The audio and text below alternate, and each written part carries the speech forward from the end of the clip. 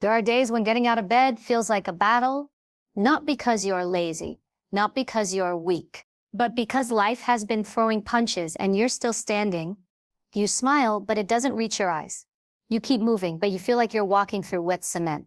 And everyone around you says, be positive, just be happy.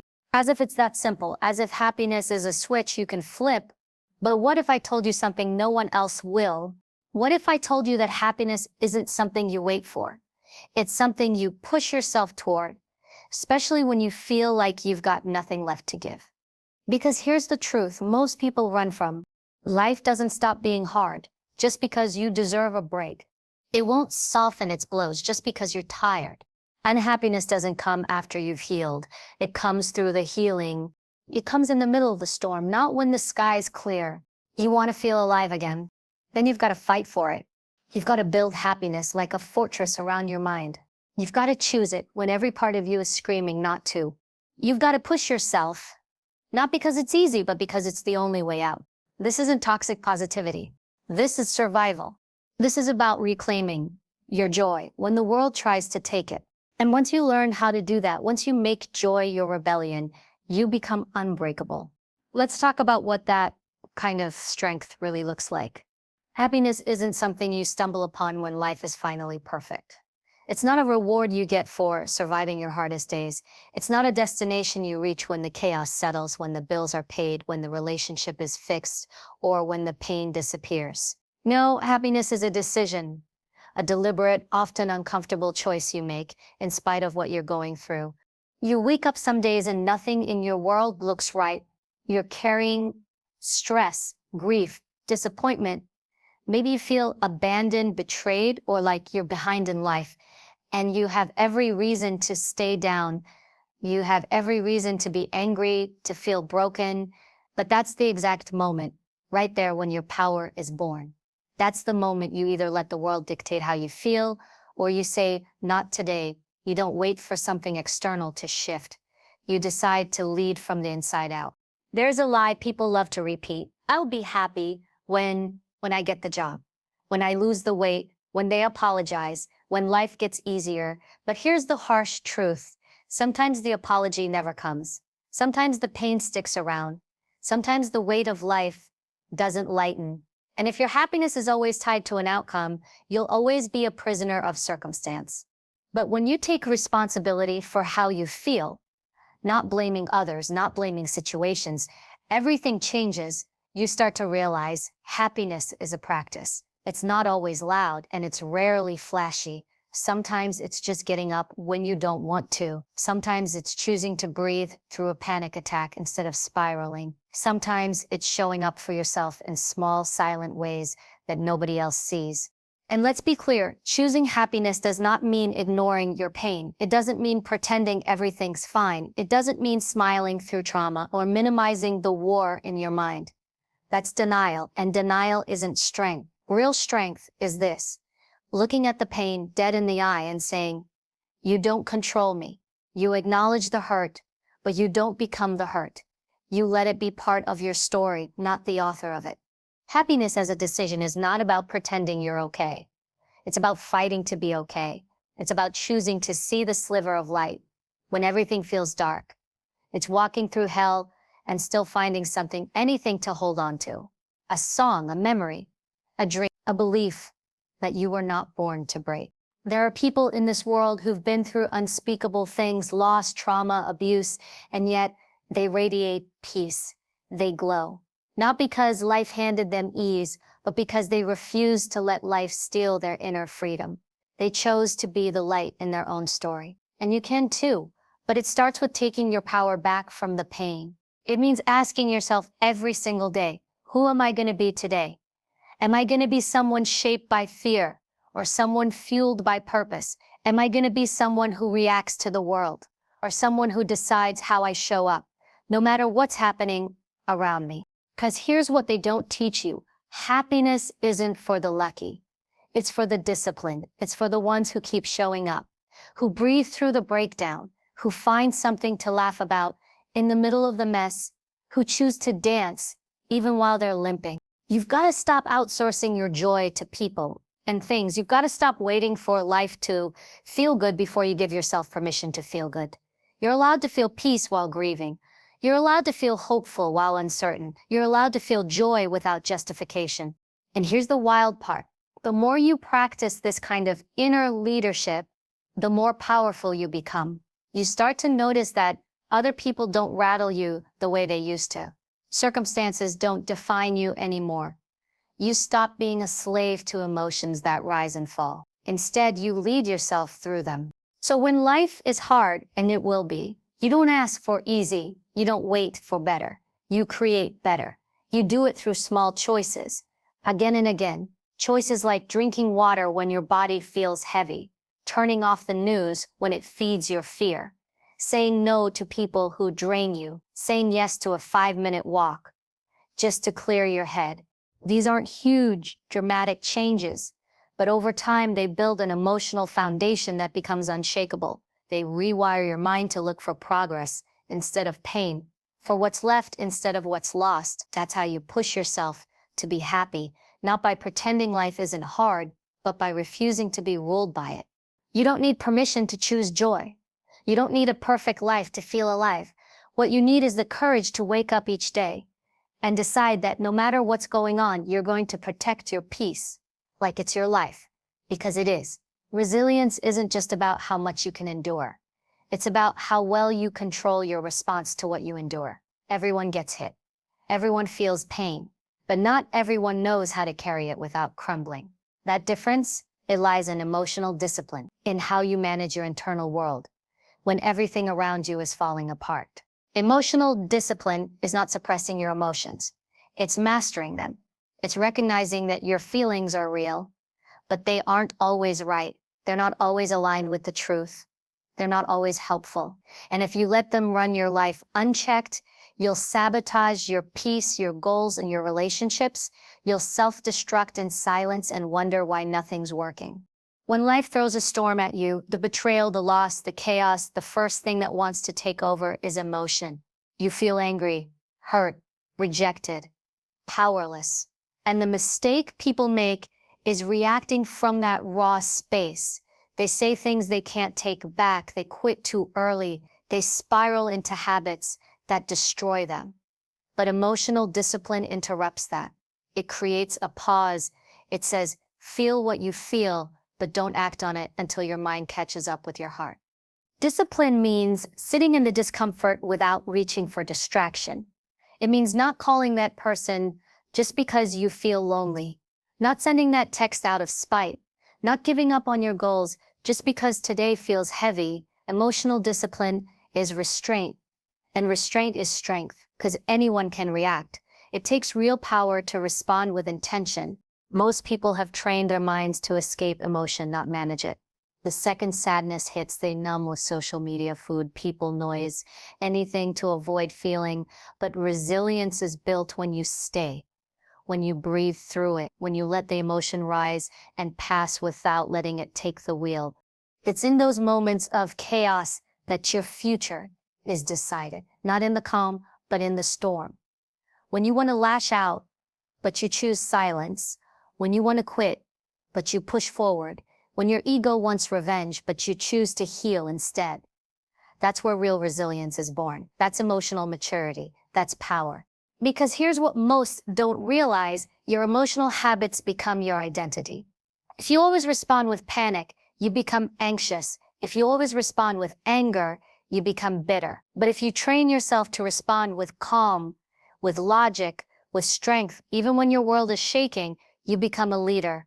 You become unbreakable. You become someone who's trusted, respected, and most importantly, at peace. Emotional discipline is also about boundaries with yourself. It means not letting your temporary emotions sabotage permanent things, not letting a bad day ruin your self-worth, not letting a bad moment rewrite your progress. You have to learn how to talk yourself down when your feelings are screaming at you. You have to learn how to parent your own mind. It's like this: when a child is upset, you don't yell back. You get calm. You guide them through it. That's how you have to treat your own emotions. You have to stop giving them the authority to rule your life. They're messengers, not masters. They're a signal, not a command. Emotional discipline also means knowing when to step away. Not every battle is worth your energy. Not every comment deserves a response. Not every offense needs to be addressed. Sometimes walking away isn't weakness, it's wisdom. It's self-protection. It's knowing you don't have to prove your value to anyone who can't see it. The more you practice this, the stronger you get. You become someone who doesn't break every time something goes wrong. You stop living in reaction mode. You start leading yourself. You develop what most people are missing, self-control. And with self-control comes consistency. And with consistency comes power. Resilience doesn't mean you don't feel pain. It means you manage pain in a way that doesn't manage you. It means you refuse to give your emotional state over to circumstances or people or past wounds. It means you regulate, not suppress. You acknowledge, not explode. You stay grounded, not triggered. The truth is, most of what ruins people's lives isn't what happened. It's how they responded to it. The fallout from an uncontrolled reaction can do more damage than the event itself. You must stop letting your feelings write the script for your life. Train your emotions like you'd train a muscle. That means daily repetition, daily awareness, daily conversations with yourself when your brain is trying to spiral. It means taking ownership of your triggers and choosing your response instead of justifying your reaction. This is hard, but it's freedom. Because once you master your emotional world, the external world loses its grip on you. People can betray you, and you'll stay composed. Life can hit hard, and you'll rise steady. Emotions may come, but they will not break you, because you know how to stand still when everything else is shaking. That's resilience. That's discipline. That's power. And it's something you can build every single day. Most people view hardship as punishment, a sign that something's gone wrong, that they're off track, cursed, forgotten, or somehow being targeted by life itself. But what if the hard things you're facing right now aren't here to stop you? What if they're here to train you, to prepare you, to shape you into the version of yourself you keep saying you want to become? Hardships are not roadblocks, they're resistance training. Just like in the gym, resistance is what builds strength. Without it, your muscles shrink. You stay weak, you never grow. In life, it's the same. Every challenge, every setback, every betrayal, loss, and painful season, it's all weight, and what you do with it determines everything. You don't get stronger by running from the weight. You get stronger by lifting it. When life gets hard, most people go into victim mode. They ask, why me? They shut down, they stall, they wait for someone to fix it or for life to get easier. But strength isn't built in comfort. You don't grow while waiting. You grow while pushing. And that growth, it happens when you take the pressure, the pain, the setback, and decide, I'm going to get stronger because of this, not smaller. It's easy to be positive when everything's going right, but that's not real strength. Real strength is being able to hold your head up when nothing makes sense. It's showing up when you're tired, scared, or overwhelmed and doing it anyway. Because somewhere deep down, you know this isn't the end of your story. Think about resistance training. It doesn't feel good in the moment. Your muscles burn, your body shakes, your mind says, stop. But when you keep going, rep after rep, you build power you didn't even know you had. Life does the same thing. It gives you weight, a breakup, a failure, a financial hit, a health scare, and it's heavy. But if you lean into it instead of running away, you start developing an inner toughness that can't be faked. Most people want to skip the pain and still be strong. They want results without the process. But the process is where the strength comes from. It's in the moments when you're doubting everything, and you still move. It's in the moments when your heart is broken, but you keep showing up. That's when life is shaping you. That's when you're in the fire and being forged into something unshakable. You don't learn who you are in easy times. You discover it in crisis. You find it in the middle of chaos when your plans fall apart and you're forced to figure out what's real, what matters, and who you can count on, starting with yourself. And if you look back on your life, you'll see it. The hardest seasons weren't the ones that broke you. They were the ones that built you, that breakup. It taught you to stop begging for love, that job loss. It taught you to bet on yourself, that betrayal. It showed you how to stop trusting the wrong people. Pain has always been your teacher. You just didn't realize it at the time. The truth is, You cannot reach your next level with the same version of you that's standing here today. That version has to be stretched, pressured, refined, and that's what hardship does. It's the heat that brings your real strength to the surface. But you have to shift your mindset. Instead of asking, why is this happening to me? Ask, what is this building in me? What is this preparing me for? How can I use this pain to sharpen my focus, elevate my standards, and rise with more power than before? Because that's the secret. Life isn't trying to break you. It's trying to wake you, to show you who you are, to train you for the battles ahead. And every time you survive what you thought you couldn't, you become less afraid, more solid, more grounded in your own power. Some people use hardship as an excuse to stay stuck. Others use it as fuel, and the only difference is mindset. You decide whether your pain becomes your prison or your power. You choose whether to shrink or rise. And yes, some days will be harder than others. Some moments will hit you so deep it takes your breath away. But that doesn't mean you're losing. It means you're in the arena. It means you're fighting for your life, your peace, your future. And that's what real warriors do. Let pain sculpt you. Let struggle refine you. Let setbacks toughen you. Because every time life tries to break you and fails, you've won. Not just externally, but internally. You've proven to yourself that you're not as fragile as you once believed. This is resistance training. And every hardship you face is one more rep, one more layer of strength, one more step into becoming a person who doesn't just survive life, but commands it. So stop seeing obstacles as signs to quit. See them as invitations to rise. Life isn't trying to keep you down. It's calling you up. And if you're willing to lean into the resistance with discipline, courage, and grit, you won't just make it through. You'll come out unrecognizable. Not broken, built. Gratitude has been watered down. It's been reduced to cheesy slogans, Pinterest quotes, and empty journal prompts. People throw it around like it's some soft, feel-good filler. Just be grateful, they say, as if that alone will fix your problems. But let me be clear, gratitude is not a cliché. It's not weakness. It's not denial of your pain. Gratitude is a weapon, a psychological edge, a mental reframe so powerful it can shift the entire direction of your life if you learn how to wield it. When life is punching you in the gut, gratitude isn't some naive smile you fake to convince yourself things are okay. No. Gratitude is you standing in the middle of the fire, bruised, bleeding, exhausted, and still saying, there's something here I can use. It's not ignoring the pain. It's transforming your relationship with it. Because when you can find one thing, just one thing to anchor yourself to in the storm, you stop being a victim of your circumstances and start becoming the architect of your comeback. Gratitude rewires your brain. That's not motivational fluff. It's neuroscience. When you train yourself to look for what's working, what's teaching you, what's sharpening you, your brain starts scanning your environment for opportunities instead of threats. It stops obsessing over what's missing and starts identifying what can be leveraged, what can be learned, what can be appreciated even in the chaos. That shift isn't small, it's everything. Because your mindset controls your behavior, and your behavior determines your outcomes. People who don't understand the depth of gratitude think it's soft. But let me ask you this, what takes more strength? Complaining about what you've lost, or building something out of what you still have? Anyone can break down. Anyone can spiral. That's easy.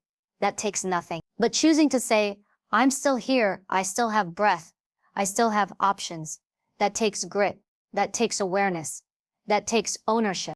Think of the most mentally tough people you know. They've been through hell, loss, betrayal, failure, rejection, and yet they carry themselves with presence, with calm, with power. You think that came from a perfect life? No. That came from being forged in difficulty. That came from learning how to find meaning where others saw only suffering. That came from gratitude, not the sugar-coated kind, but the battle-hardened kind.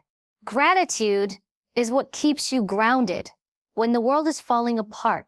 It's what reminds you that your identity is not tied to your circumstances. It gives you clarity, it gives you perspective, And in moments of high pressure, it becomes your compass, because when you're focused only on what's wrong, you become reactive, panicked, scattered. But when you can step back and say, okay, what's still true? What's still strong? What do I still control? You step back into power. You stop spiraling and start strategizing. And that's the key.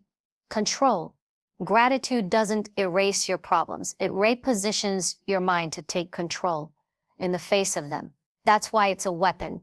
Because most people lose their fight, not because of the problem itself, but because of how they perceive the problem. They believe they're powerless.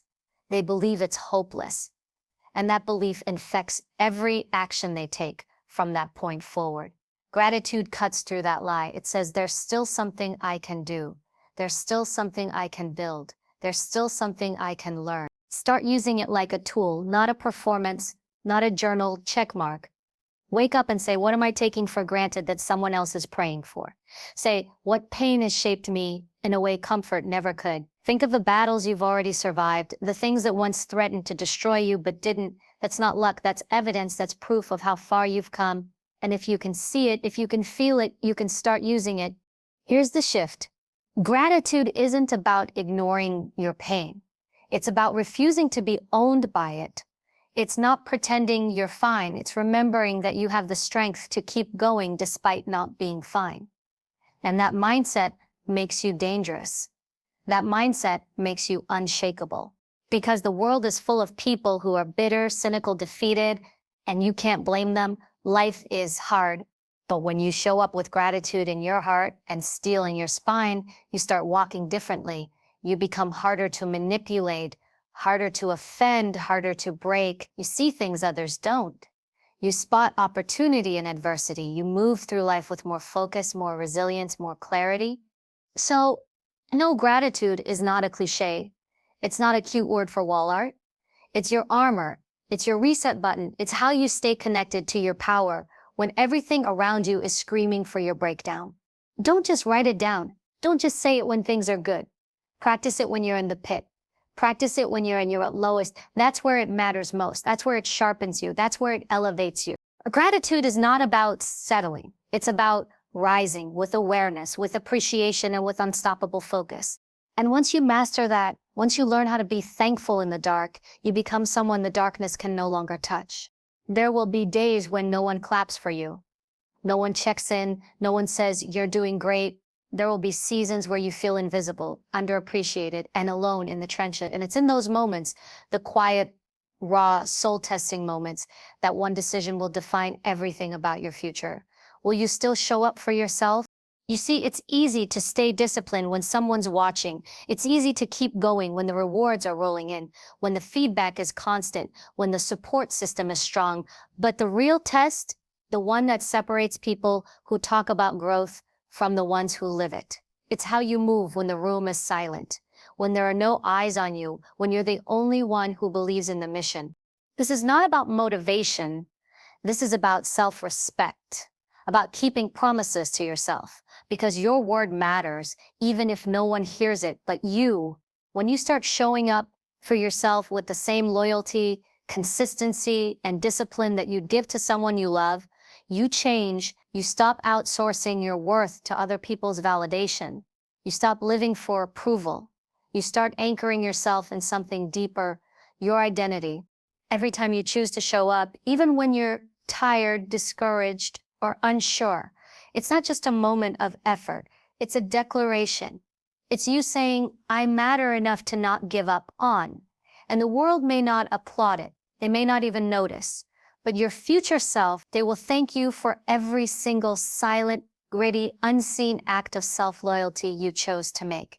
When no one's encouraging you, you must become your own coach. When no one's holding you accountable, you must become your own standard. When no one's celebrating you, you must learn to clap in the dark. Because if you don't have your own back, what are you really building? Approval is a shifting target. Praise is a temporary high. But discipline is identity.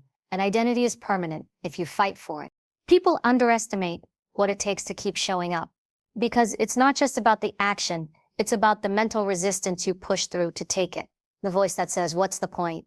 The doubts that whisper, you're not good enough. The fatigue that convinces you, just quit for now. You can start again tomorrow. Every time you defy that voice, you strengthen your power. You train your mind to understand that your standards don't collapse just because your feelings shift.